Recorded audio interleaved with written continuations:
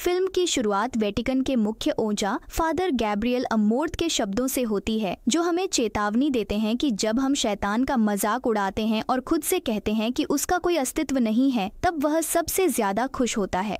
जून 1987 में father Gabriel को ट्रोपिया, Italy में एक सम्मन मिला जहां एक व्यक्ति एक इविल एंटिटी का शिकार हो गया था। फादर गैब्रियल को उस आदमी की स्थिति के बारे में पता चला कि वह पहले कभी अंग्रेजी नहीं जानने के बावजूद फ्लुएंट अंग्रेजी बोलता है। जैसे ही फादर गैब्रियल जांच करने के लिए कमरे में प्रवेश करते हैं, वह आदमी खुद को सेटन बताता है। इसलिए फादर कहते हैं कि अगर वह शैतान है तो उसे अपना नाम बताना चाहिए और उसने किसी शक्तिशाली व्यक्ति के बजाय इस आदमी को क्यों चुना। सेटन दावा करता है कि वह किसी पर भी कब्जा कर सकता है, इसलिए फादर गैब्रियल सेटन को एक और प्राणी सुअर पर कब्जा करने की चुनौती देता है। फादर गैब्रियल ने उस आदमी को यह कहकर उकसाया कि अगर वह सचमुच शैतान है तो उसे सुअर को नियंत्रित करना चाहिए, और एंटिटी को उकसाकर वह सफलतापूर्वक उसे आदमी के शरीर को त्यागने और सुअर को अपने पास रखने के लिए मजबूर करता है। सुअर को एक ही बंदूक की गोली से मार दिया जाता है, कब्जा खत्म हो जाता है और आदमी वापस आ जाता है। इसके बाद फिल्म जूलिया पर केंद्रित हो जाती है, जो 1 साल पहले एक कार दुर्घटना में अपने पति की दुखद मौत के बाद अपनी बेटी एमी और बेटे हेनरी के साथ अमेरिका से स्पेन स्थानांतरित हो गई है।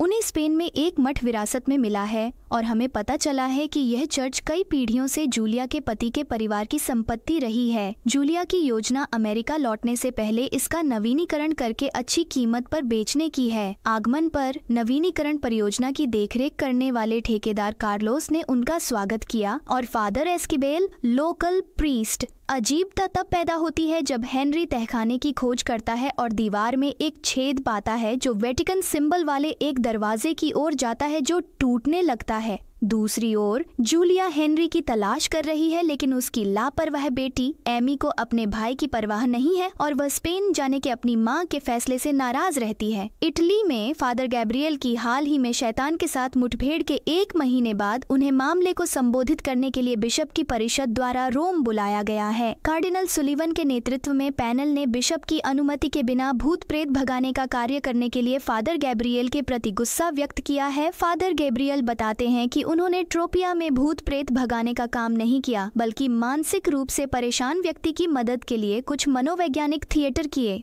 बिशप लुमुम्बा ने फादर गैब्रियल के दृष्टिकोण का समर्थन करते हुए कहा कि वह अपने 98% मामलों को मेडिकल प्रोफेशनल्स और साइकोलॉजिस्ट्स को संदर्भित करते हैं। फादर गैब्रियल के अनुसार शेष 2% मामले वास्तविक हैं और बुराई से छुटकारा पाने के लिए एक्सोर्सिज्म की आवश्यकता है। बुराई के बारे में अपनी मान्यताओं को पुराना बताकर खारिज करते हुए कार्डिनल सुलिवन ने फादर गैब्रियल को सूचित किया कि चर्च के सिद्धांत के लिए धर्म संघ ने चीफ एक्सोर्सिस्ट के पद को हटाने की सिफारिश की है। इस बात से निराश होकर चर्च अब बुराई में विश्वास नहीं करता। फादर गैब्रियल ने सवाल किया कि क्या उनकी कड़ी प्रतिक्रिया रोसारिया वेलेंडेज, एक मृत लड़की के कारण है जिसके बारे में उन्होंने अपनी पत्रिका में लिखा था।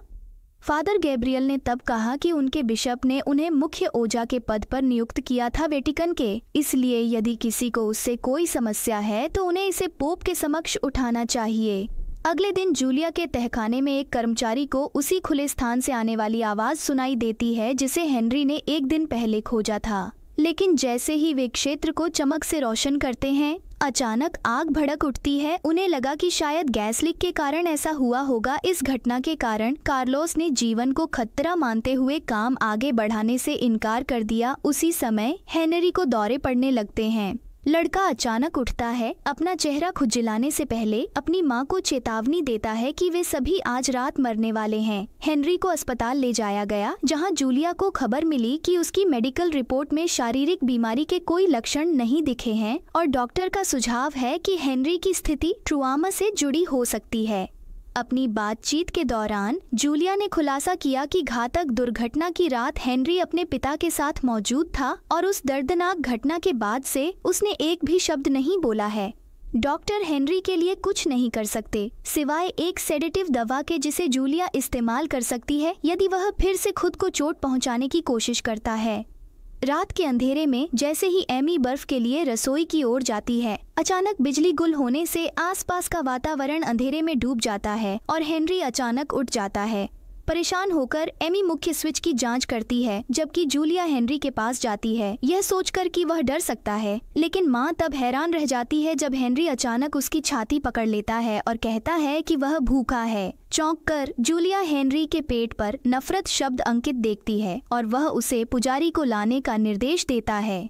फादर एस्किबेल को बुलाया जाता है, लेकिन जैसे ही वह कमरे में प्रवेश करता है, दानव उसे गलत पुजारी बताते हुए बाहर निकाल देता है। इस बीच गैब्रियल की मुलाकात पोप से होती है, जो उसे बताता है कि उन्होंने अब तक अच्छा काम किया है, लेकिन कार्डिनल सुलिवन और आज के युवा शैतान पर विश्वास नहीं करते हैं। पोप फिर गैब्रियल को सैन सेबेस्टियन एब्बे में हेनरी के मामले के बारे में बताता है, जिसे उसे हल करना है और वह वहाँ से आने वाली एक बड़ी बुराई को कैसे महसूस कर सकता है। उनका यह भी दावा है कि सैन सेबेस्टियन ने पहले भी चर्च को समस्याएं दी हैं। अपने वरिष्ठ से मार्गदर्शन प्राप्त करते हुए फादर गैब्रियल ने बिना समय बर्बाद किए और हेनरी की सहायता के लिए तेजी से मठ की ओर अपना रास्ता बना लिया। जब फादर गैब्रियल अंततः स्पेन पहुंचते हैं, तो फादर एस्क्विबेल उनका स्वागत करते हैं और उन्हें सूचित करता है कि उन्होंने उनके सभी लेख पढ़े हैं।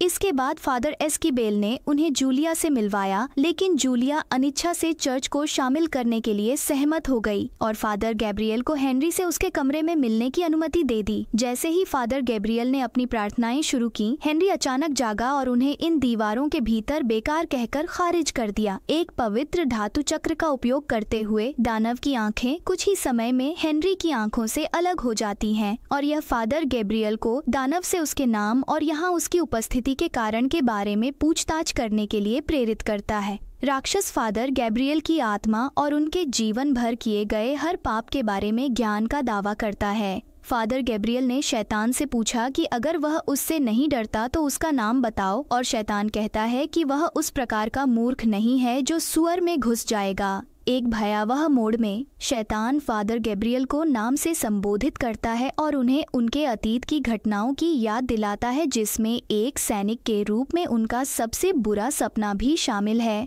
अब एक फ्लैशबैक से पता चलता है कि द्वितीय विश्व युद्ध के दौरान गैब्रियल के सभी साथी सैनिक मारे गए और दुश्मन से लड़ने के बजाय वह कायरों की तरह मृत सैनिकों के बीच लेट गया। कब्जा और भी अशुभ मोड़ ले लेता है जब हेनरी के मुंह से एक बेजान लाल पक्षी निकलता है और ये देखकर गैब्रियल डर जाता है। फादर को अब पूरी तरह से पता चल गया है कि उसे आम तौर पर मिलने वाले राक्षस से कहीं अधिक खतरनाक राक्षस का सामना करना पड़ता है।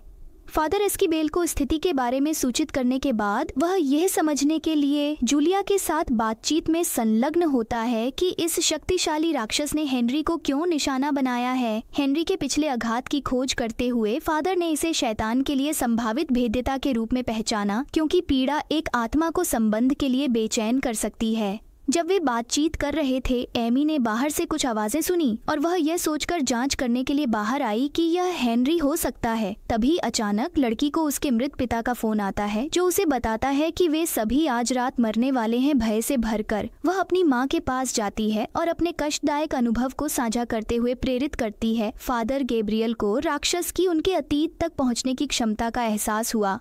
तात्कालिकता की भावना के साथ वह हेनरी के साथ एक और मुठभेड़ की तैयारी करता है, जिसका लक्ष्य डीमन के नाम का खुलासा करना है, क्योंकि डीमन का नाम जानने से उसकी शक्ति कमजोर हो जाती है और पुजारियों को उसे हराने में आसानी होती है। वह फादर एस्किबेल को कबूल करने के लिए कहता है, क्योंकि वह जानता है कि राक्षस उसके खिलाफ उसके अघोषित पापों का उपयोग कर सकते हैं। लेकिन जब फादर गैब्रियल को पता चलता है कि उसके आखिरी कबूलनामे को 8 महीने हो गए हैं, तो वह सुनने के बजाय प्रार्थना के माध्यम से अपने सभी पापों के लिए माफी मांगता है। व्यक्तिगत रूप से दानव के साथ पूरे टकराव के दौरान फादर एस्किबेल की भूमिका निरंतर प्रार्थना बनाए रखना और दानव के उकसावे का जवाब देने से बचना है। शैतान का नाम जानने के लिए उनकी बातचीत के दौरान शैतान लड़ना जारी रखता है, जिससे हेनरी एक बार फिर ऐंठने लगता है, जिसके बाद अचानक बिजली गुल हो जाती है। फादर गैब्रियल रोशन करने के लिए अपने लाइटर का उपयोग करते हैं और अपने आश्चर्य के लिए वह रोसारिया की आत्मा को देखते हैं, जिस व्यक्ति के बारे में उन्होंने पत्रिका में लिखा था। वह उस पर आरोप लगाती है कि उसने उसे छोड़ दिया और उसे मरने दिया, जबकि उसके पास उसकी जान बचाने की ताकत थी। अपनी शक्ति के इस प्रदर्शन के बाद दानव दानव अपना ध्यान फादर एस्कीबेल की ओर पुनः निर्देशित करता है। उसने एडेला के बारे में एस्कीबेल के पाप का खुलासा किया और बताया कि उसका परिवार उसका कितना सम्मान करता था, लेकिन उसने अपनी धार्मिक प्रतिबद्धता के बावजूद उनकी बेटी के साथ यौन संबंध बनाए। फादर एस्क्विबेल राक्षस का गला घोंटने की कोशिश करते हैं, लेकिन फादर गैब्रियल उसे रोकने के लिए आगे आते हैं। गैब्रियल उसे कमरे से बाहर ले जाता है, जबकि राक्षस उसे यह कहकर ताना मारता है कि यू हैव टेकन द बेट। भावनाओं से अभिभूत होकर फादर एस्कीबेल रोने लगते हैं और गैब्रियल को बताते हैं कि एडेला चाहती थी कि वह उसके लिए अपना पुरोहिती त्याग दे, लेकिन उसका ऐसा करने का कोई इरादा नहीं था, इसलिए उसे उससे झूठ बोलना पड़ा। चूंकि उसे अपने किए पर पछतावा है, गैब्रियल ईश्वर से उसके पापों को क्षमा करने की प्रार्थना करता है। जब फादर गैब्रियल को राक्षस के पहले के शब्द याद आते हैं,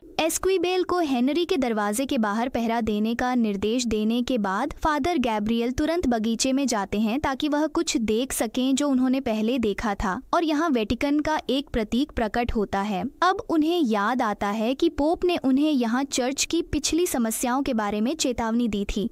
जब वह कंक्रीट का ढक्कन खींचता है तो दानव की शक्ति तेज हो जाती है, जिससे जूलिया के कमरे में क्रॉस उल्टा हो जाता है।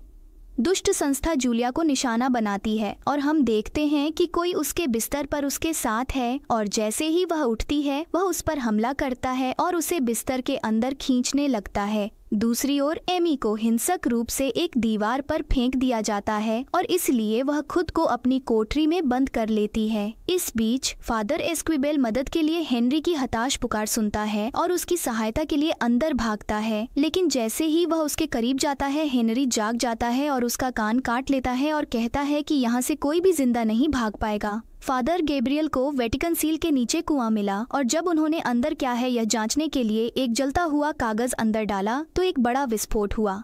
लंबी कहानी को संक्षेप में कहें तो फादर गैब्रियल अपनी प्रार्थनाओं की शक्ति से राक्षस को अस्थायी रूप से भगाने में सफल हो जाते हैं, जिससे सभी का बचाव सुनिश्चित हो जाता है। फिर उन्होंने फैसला किया कि जूलिया का घर बहुत खतरनाक है और उन्हें चर्च की जगह पर ले जाया गया। इसके बाद गैब्रियल फादर एस्क्विबेल को कुएं में ले आता है, जहां वे स्पेनिश इंक्विजिशन की मुहर को उजागर करते हैं, जो चर्च के इतिहास का एक काला अध्याय है। उस दौरान जिन लोगों ने धर्म परिवर्तन करने से इनकार कर दिया, उन्हें यातनापूर्ण मौतों का सामना करना पड़ा। मठ के नीचे छिपे रहस्यों को उजागर करने के लिए गैब्रियल और एस्क्विबेल तहखाने में जाते हैं और दीवारों में से एक में उसी छेद का सामना करते हैं।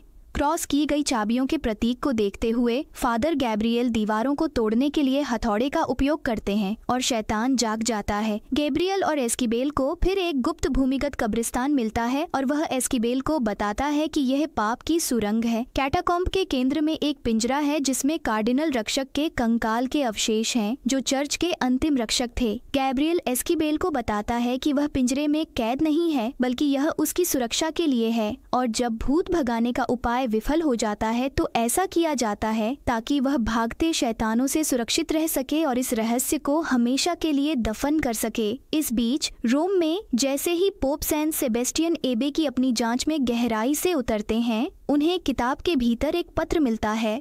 कार्डिनल रक्षक द्वारा लिखा गया पत्र अभय को जकड़े हुए एक मजबूत बुराई की उपस्थिति का खुलासा करता है। यह भूत भगाने के सभी प्रयासों की विफलताओं पर शोक व्यक्त करता है और बताता है कि एक शक्तिशाली दानव अब मैदान पर प्रभुत्व का दावा करता है। इस आसन्न खतरे के बीच फादर गैब्रियल की सुरक्षा के लिए चिंतित पोप की दिल का दौरा पड़ने से मृत्यु हो गई और उन्हें अस्पताल ले जाया गया। होश में आने पर वह फादर गैब्रियल को चेतावनी देने के इरादे से बिशप लुम्बा से संवाद करने की कोशिश करता है, लेकिन उसकी शारीरिक स्थिति के कारण वह बोलने में असमर्थ हो जाता है, जिससे उसे सुलिवन पर खून की उल्टियां करनी पड़ती है। जैसे ही पुजारी अपनी खोज जारी रखते हैं, उन्हें कैटाकॉम्ब के दूर के छोर पर एक बंद दरवाजे का सामना करना पड़ता है और फादर गैब्रियल को कार्डिनल रक्षक के पेट के भीतर छिपी हुई चाबी का पता चलता है। आगे बढ़ते हुए वे गुफा में गहराई तक चले जाते हैं, जहां गैस और सल्फर का धुआं तेजी से बढ़ता है, जिसके बारे में गैब्रियल का कहना है कि वे नरक के बहुत करीब हैं। उनका रास्ता उन्हें ओजादा के कंकाल अवशेषों तक ले जाता है, जो इतिहास में सबसे महान ओझाओं में से एक के रूप में प्रसिद्ध है। उसके शव के साथ उन्हें 1475 में उसकी दुखद यात्रा का वर्णन करने वाली एक पत्रिका मिलती है और उस पुस्तक से उन्हें पता चलता है कि जिस शैतान ने हेनरी को अपने वश में कर लिया था वह कई सदियों से लोगों पर कब्जा कर रहा है, जिसमें ओजादा भी शामिल है। पुजारियों को यह एहसास हुआ कि 1473 में ओहाड़ा के कब्जे के बाद से जो कुछ भी हुआ वह शैतान का काम था।